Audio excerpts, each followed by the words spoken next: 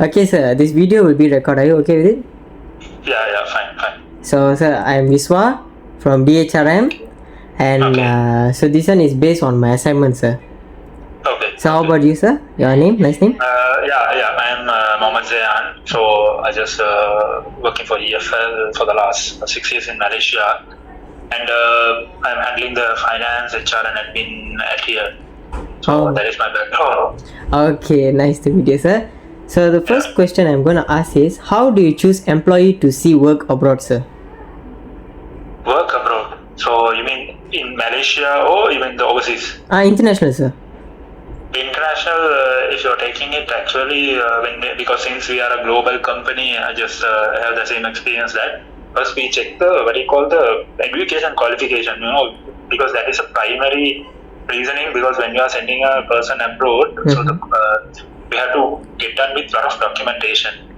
When they're applying for a new country visas or something, obviously, they have a certain kind of minimum qualification in order to obtain the visa. So we can't fail that. So even though some people might have the experience, but they are capable, but they don't have a qualification, means their criteria is they are not matching. And again, when you are sending an employee for overseas opportunity recruitment, then how long they are with that particular company also matters. Not only there's let's say some person is joining recently and let's say they have a bad record, is it? Sorry. If they have a bad record, so they can't go to abroad, right? Yeah. So they should have the thing is they have to be with a particular employer for quite a good some time. Okay. So some people are they are working for some company 6 months, 9 months, then again moving another company, So that thing is a negative sign. Okay. So and the knowledge, and the language proficiency, all those matters because people are good at what they are doing, but their language proficiency is very low. Okay. So when you are heading for abroad, if you are going to Europe, so obviously English is the common language, but if you have to adapt the local language as well, because if you go to German, they use only Deutsch. So if you go to Netherlands, they have that their languages because they don't speak English. We might Asians speak English very commonly, but when we go out of that Asian zone, they prefer their own language. So you might know that most spoken language in the world is Mandarin, not English actually. Yes, sir. Correct. Additional language. So those are the criteria we are looking at when we are for the overseas recruitments. Language and the qualification, and also the business knowledge. Okay. And so when you work with the people, or when you are interviewing the people, that their caliber. So not good talkers are doers. So the person who can converse good in English, they simply impress the interviewer. But when you come to the knowledge, that's two different things. So if I said if the person is speaking good English or a good talkative, the things, they might be suitable for a call center job, so still they can do that. But the language and the knowledge is two different. So we differentiate how they know the product. For example, we are a freight forwarding. So how will he know the product? Okay. So then based on that only, that come into play. Okay. So we consider that as one of the another criteria. So that's how we shortlist the people. Okay, thank you, sir. And the second question is, what skills or quality you look for in an expatriate, sir? Again. Okay. Yeah. So the one is that adaptability. So the thing is, when an expatriate recruitment comes, that we have to work with the local. So we have to have a clear understanding with the local that because obviously the arrogant attitude or that one is obviously don't work. So we need to prioritize them. So we are working for a foreign company. This is as a foreign company or even a local company as a foreigner. You have to respect the local culture. So that attitude has to come. So adapt. For example, even adapt to the culture, right, sir? Yeah, that is one of them. And also, again, as I said, the business knowledge. So it's not easy to it's not like a labor kind of a work. If it is a skill related jobs, the person has to have a specific product knowledge to sell the product, or a market knowledge or a market understanding. So it's not quite easy. Everyone can do that. So there are limited resources, and who will be very if you if you really look at in Malaysia, the expatriate community, not that the labor category, the above one. Okay. So you will when you are dealing with those people, that they are normally exceptional. Yeah. Because while you're saying they are the best of the bunch who has come because of their expertise and their knowledge and they differentiate. Otherwise, they would have stayed in some other their local country. Not because of that, because of their necessity. Maybe they are from a global company because of they have that expertise. They want them to be in particular country. For example, let's say Malaysia. Okay. Let's say a company from India sending a very qualified staff only to Malaysia for their operation. They won't send that unskillful staff here. The best one they only send because it's not easy as it is locally. So, for example, if let's say you are working for a Malaysian company and you wanted to send it, let's say China or any other country, okay. So the company will send the most skillful person, not the raw person, because they don't want to spoil it. Here we can, if something is messed up, we can replace locally easily. If they go abroad, it's quite difficult. Okay. As I say, so those are the things we are looking at actually. Okay, that's good, nice, sir. So, do you provide training before sending someone abroad, and what kind of training is it, sir? Training in the sense we don't normally specifically if it is a language requirement, such we will say at least you should know that. We emphasize. But again, since our industry is freight forwarding, because I was part of a freight forwarding industry from my first day. So our industry, we are sending the people, as earlier said, that who knows the subject very well. So they don't want the specific training, because they know the product very well.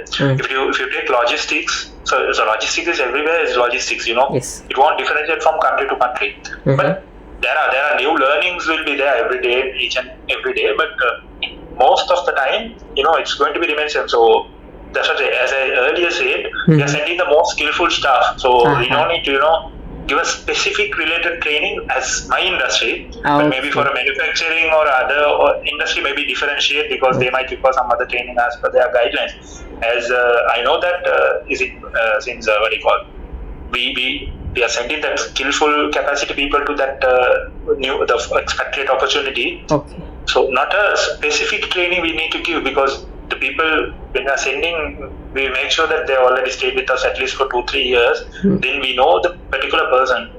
Within 6 months, you can't identify a particular person. It's not quite easy as it is. Yes. It takes a bit of a time if you are studying HR, so you know that how the people work, right? So it's but training wise, obviously we don't specifically give a training because we are sending because he is already trained. So that's the thing. So he will train the people whoever he go to. Let's say he go to China and he already know the expertise and how we are working. So he will be a good trainer. So he already go and train the people over there. Yeah. So normally any company don't send raw talents. Viswa, if you ask me. So mostly they say who is a well-cooked food only. So they don't send the raw people who is very new. They don't know anything. They just send an expat opportunity or something. They don't do. So any company, as I know, as with my the experience, who is already in the setup, who already know the product, who is more loyal to the company, they are the ones who will get sent. Okay. So that is how corporate works. Yeah. Okay, thank you, sir. And how do you help employees adapt to new cultures?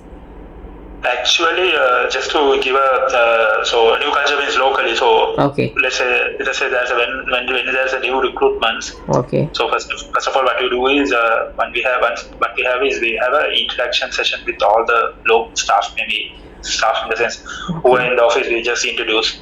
So then we'll have a team call who are because for example if you take KL, so we have office in KL, we have office in Penang actually, and we have an office in Bukit Raja. So everyone cannot be here. So what we do is we have a team called separately. Then again we introduce the people. That is one of our introduction. And to make the people comfortable, the very first day also we take them to a lunch actually. Okay. Not that everyone with the person with the HR and the with the specific joiners.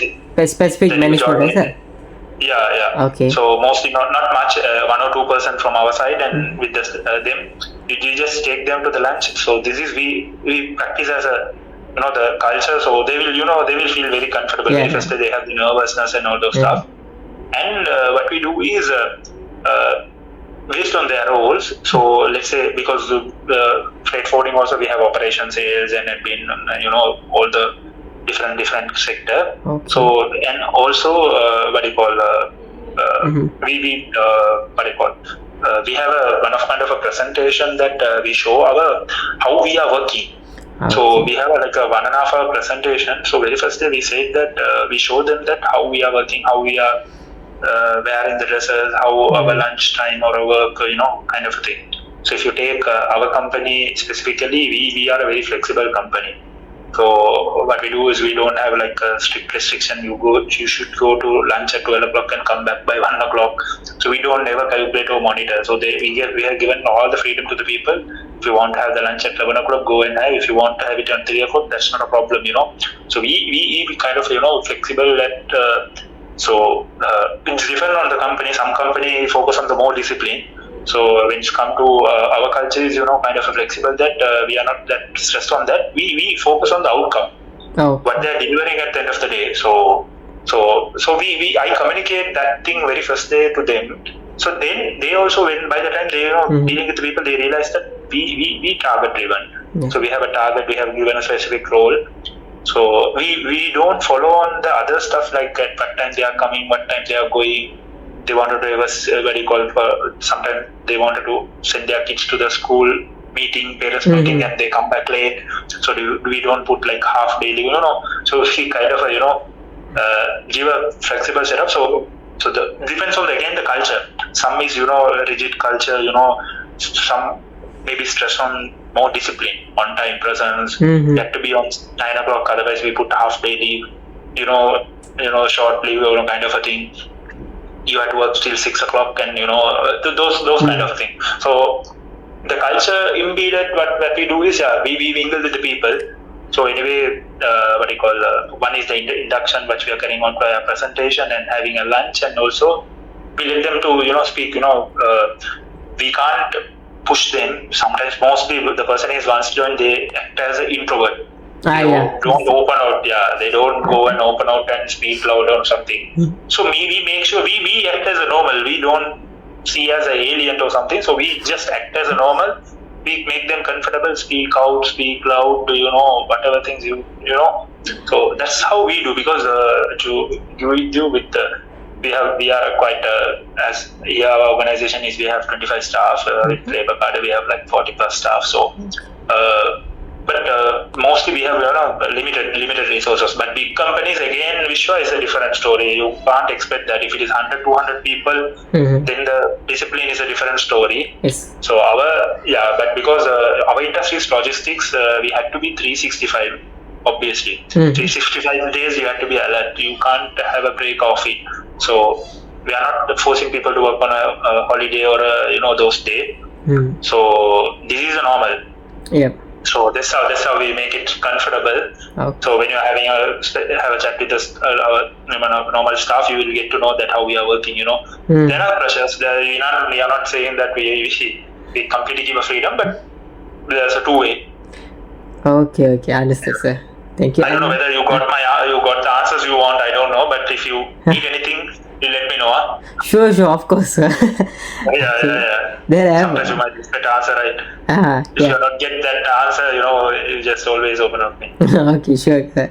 Okay, the next one is, are there special benefits for employer working in another countries? For since I'm also expat,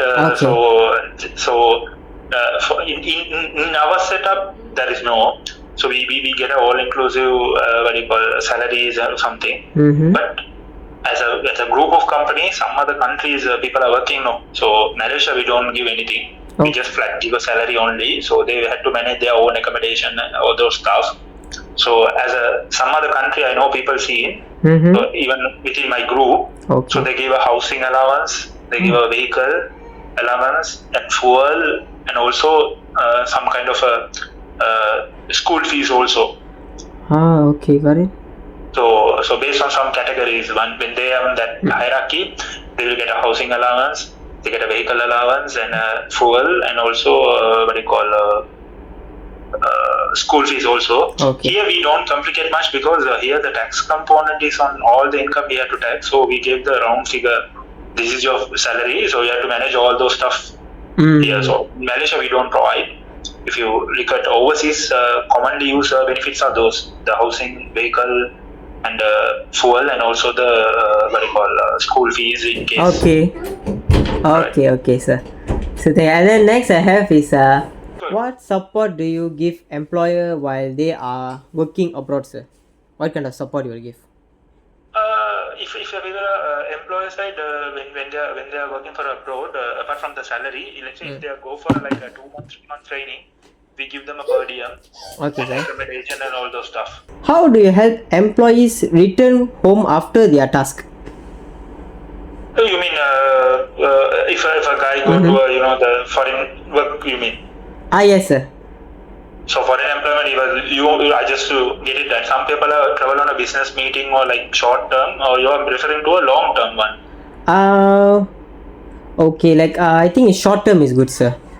Short term is normally 1 week, 2 weeks. People they go for a business meeting, so that's anyway we provide the tickets and all. We give the per diem for their expense. So that is a normal training. So nothing much to do. If they are local, if they went on a long-term training, so basically once they come, let's say they stay 1 year, 2 year on a specific role there, and once they come, they say after that they have to come back to our office and start working here. Then we have to assign new task and new job role or job scope because someone would have replaced his job already. So we can't, if someone goes abroad, someone has to do the particular person task here. So we had to change that also. So that's how it's work. Okay, sir. Thank you. Then I have one more. What are the main problems expatriates face when working in another country, sir? The main barrier, I think first I was the language barrier. So is one of a barrier, and the challenge is sometimes locals are not accepting the expat also one of another challenge. So when you speak so for example, if you are in Malaysia, you have to speak Bahasa. Otherwise, another thing is Mandarin, because most people are using it. So if you don't know that, there is a disadvantage. They can't mingle with the people. They can't. So, but luckily, Malaysia, what is the success is Malaysia is good in English actually. Nice. So that has helping expats. People who wherever you go, people speak English. So then expats don't have that much of problem in Malaysia. So for example, specifically if you target Indonesia, so you don't have any other option except to speak that Bahasa.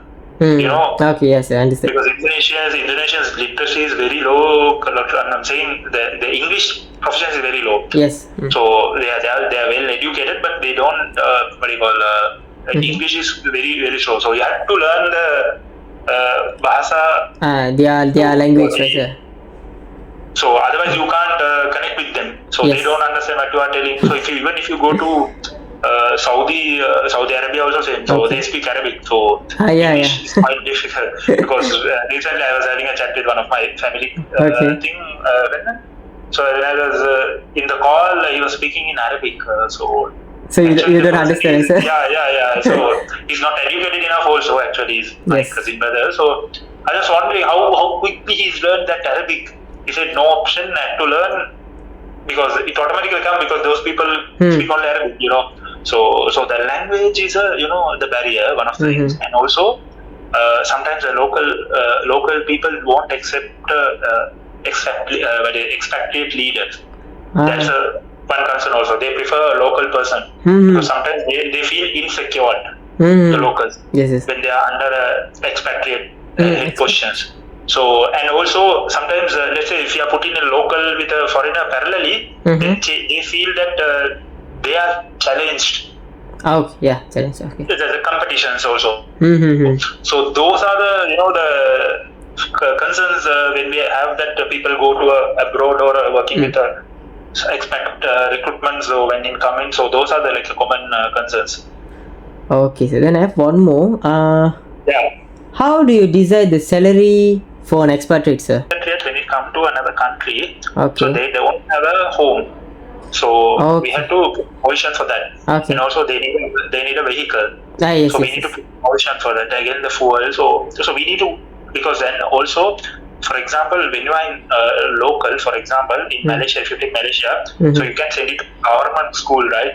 Oh, yeah, sir. So that is mostly very less fees. Very less if fee, I'm yeah. not mistaken. Perfect. So when you're considering, if it is expat person in Malaysia, when you're considering international, I don't know whether you know, from the grade 1, the Okay. fees is normally starting from 1,200 to 1,500 a month. Yeah. I know that, sir.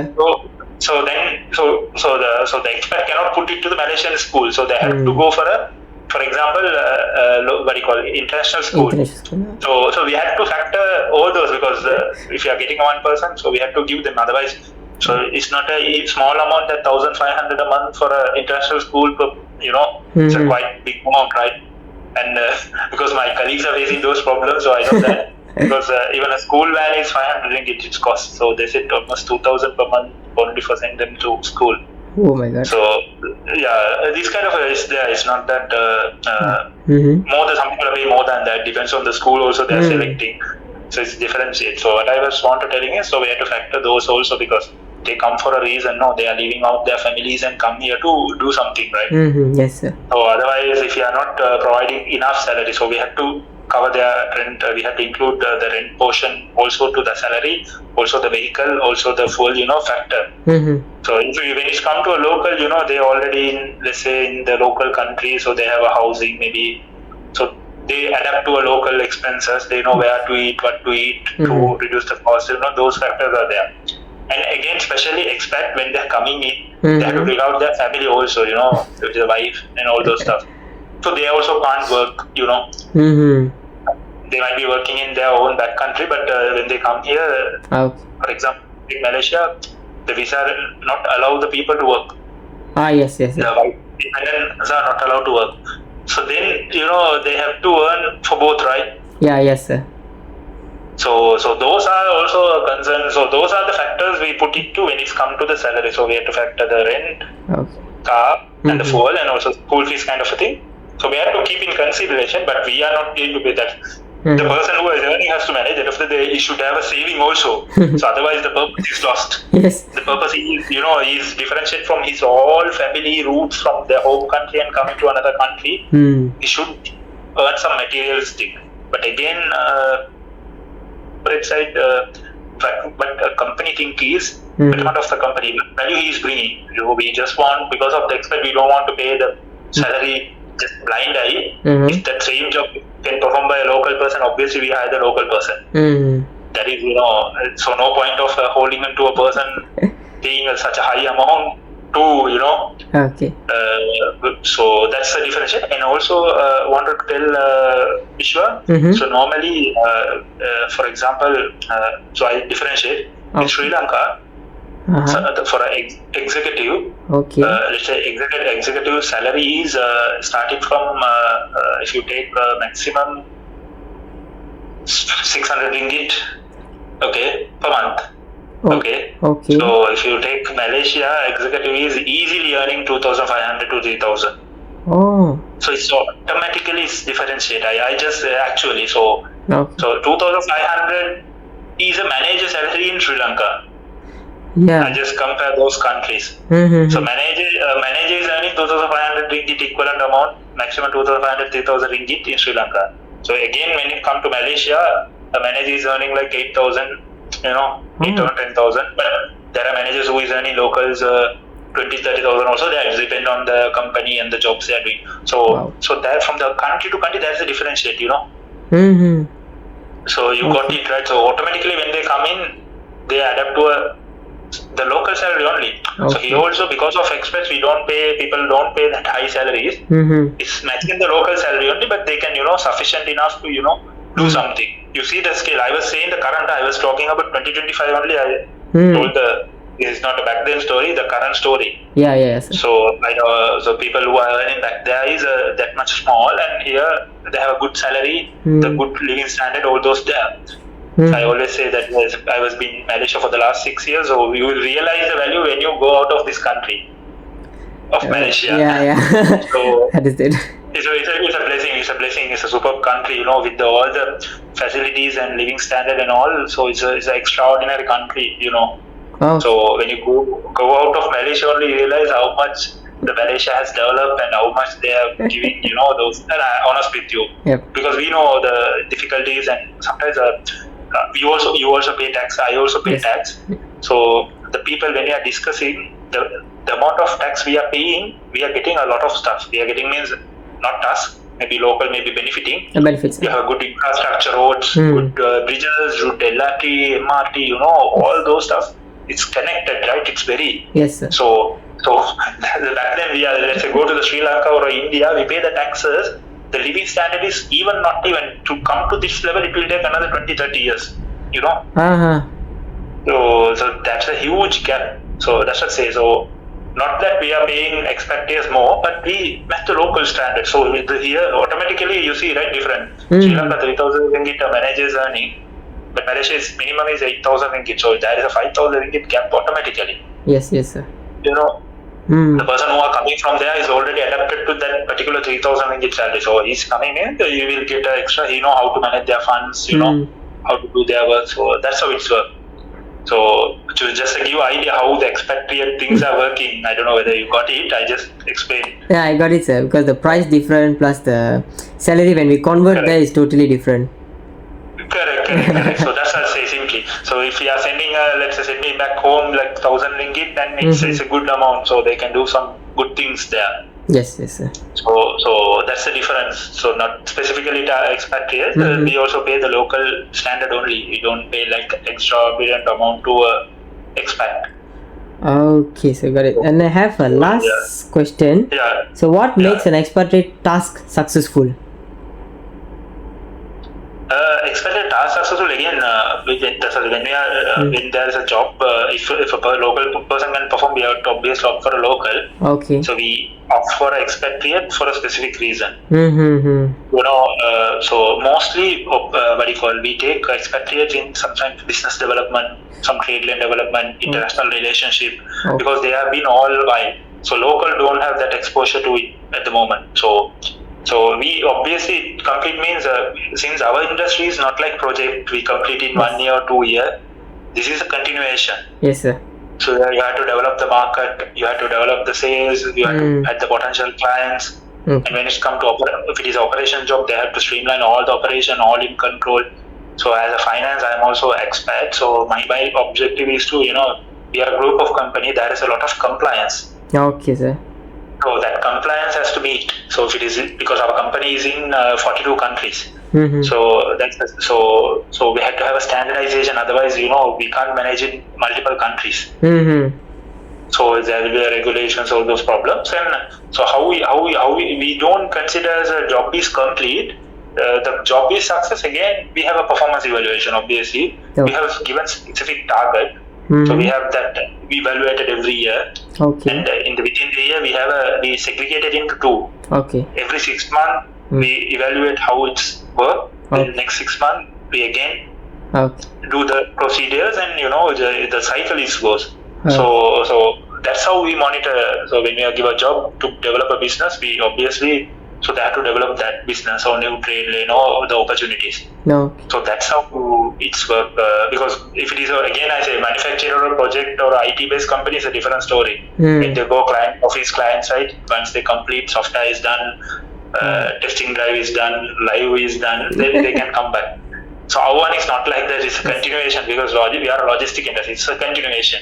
It won't stop. Even COVID time, we didn't stop. We worked. Yes, sir. Because without the logistic, you can't imagine anything. You had food to any necessity to everything. So medical equipment. So it's an ongoing thing. So you can't specifically put it into a small basket. Okay, understood. So which means like a different industry, we have different type of cultures, right, sir? Correct. So you will understand. When you go to the market, when you work, you are completely different. Okay. Yeah. So if you are in one industry is different. Right? Manufacturer is working on a different clock. Yes, sir. It's a different. So service also we are on a service. There is another service. They work in a different. So IT also service. So they work in a different way. So industry wise, completely different and new learning. Even logistics, you won't believe every day there's a new learning. Even though you think you have to transport from one location to other location, very simple. No, you get it from here, pick up and drop it there. No, there are instances you will face challenges. You will have new issues. You know. So there are many ups and downs, right, sir? Yeah, it's not always the straightaway road. So if you ask me, I can give you a lot of troubles we face day to day. It's a new issue. Yes. It's not existing issue. Then we have to give a new solution. Yes, sir. But very basic.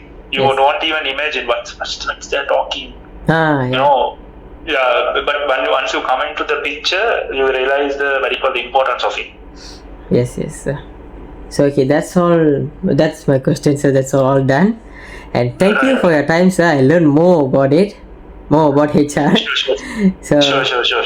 So thank you, sir. Thank you so much. Thank you for spending your time. Anything, reach out to me, Viswa. Sure, sir. Thank you. Sure. Okay.